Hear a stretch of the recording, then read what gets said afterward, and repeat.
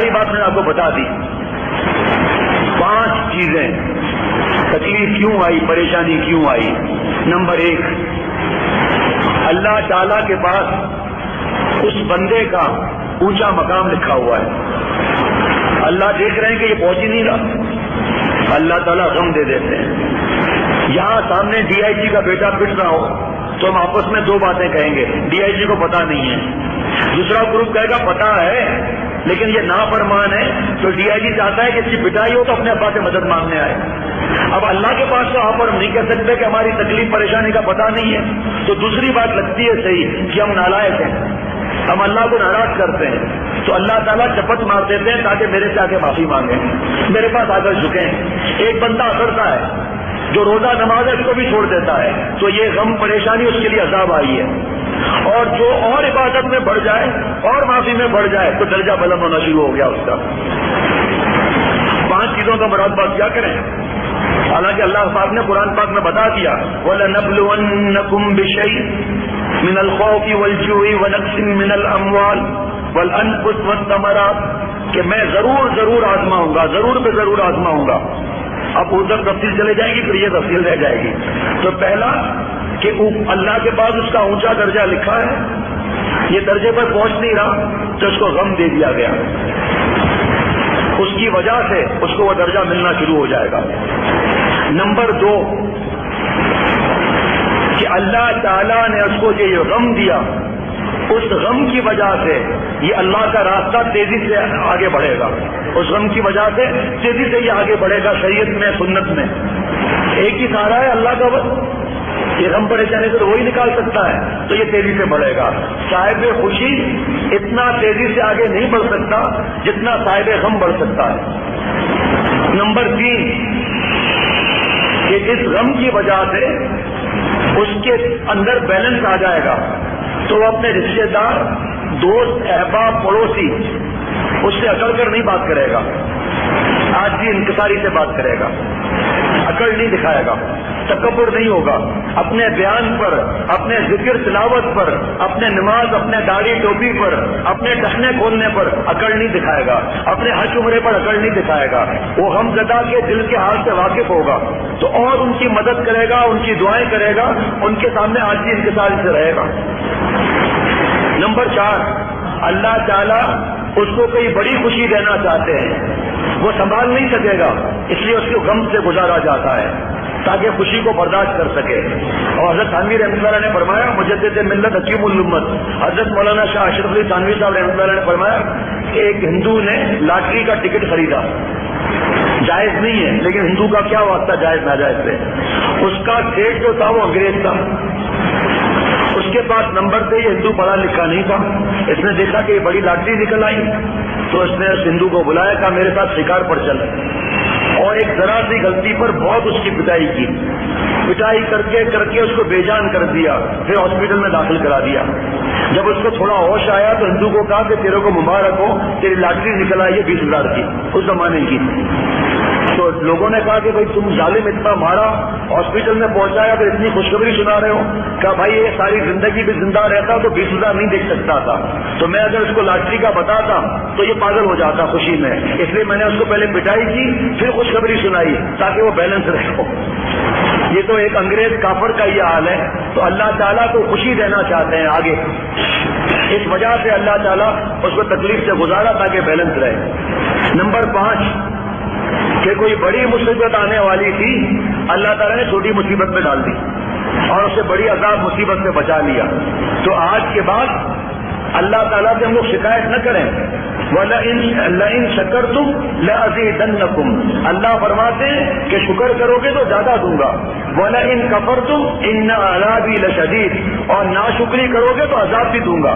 اپنے سے کم نعمت والوں کو دیکھنا ہے تو شکر آئے گا, اپنے سے اوپر لیول والے کو دیکھیں گے تو ناشکری پیدا ہوگی. اور اب صبر کیا کریں, ان اللہ مع الصابرین.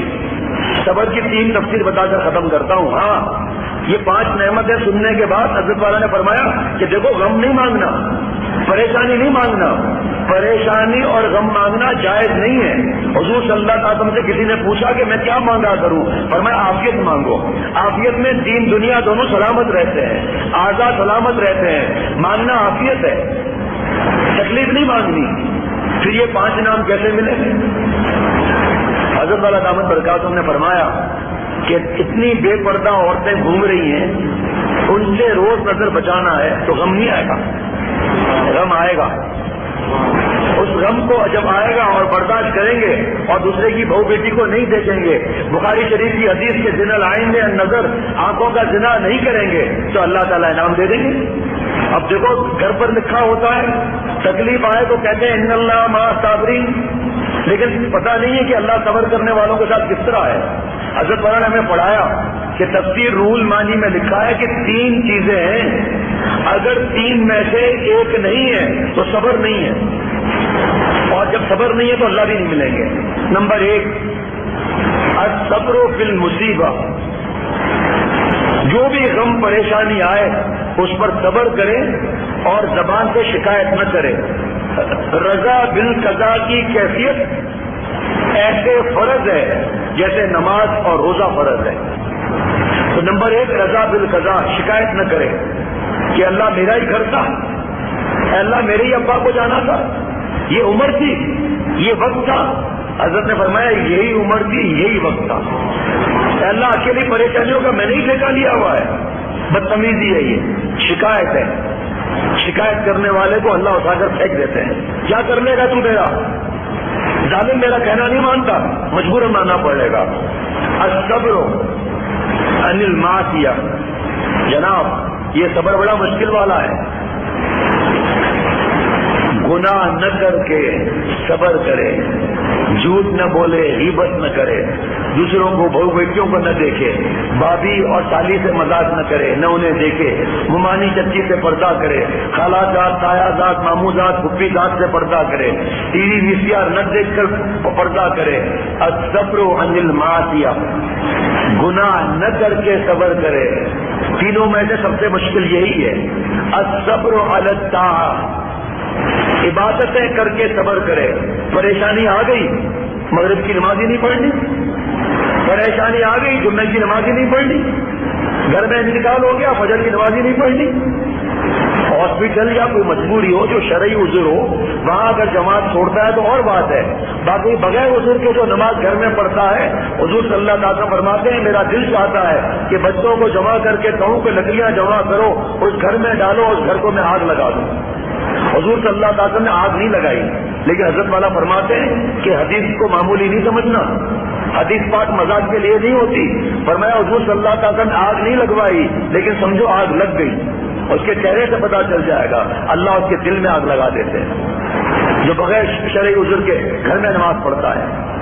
اور کچھ لوگ بیمار ہوتے ہیں یا بوڑھے ہو گئے، مسجد میں جانے کی ہمت نہیں، تو علماء سے پوچھتے نہیں ہیں اور اپنی طاقت دکھاتے ہیں کہ بھائی نہیں ہم 50 برس سے جماعت سے نماز پڑھ رہے ہیں، ہم نہیں جائیں گے گھر میں نماز نہیں پڑھیں گے، ہم تو مسجد میں نماز پڑھیں گے، اور بیماری بڑھ جاتی ہے، پھر مجبوراً گھر بیٹھ جاتے ہیں۔ یہ رخصت پر عمل نہیں کرتے، حالانکہ رخصت پر بھی وہی ثواب ملے گا، اور جو جماعت سے نماز کیوں اللہ کو معلوم ہے کہ اس کی نیت ہے کہ اس کی صحیح ہوتی شاید تو یہ مسجد میں نماز پڑھتا۔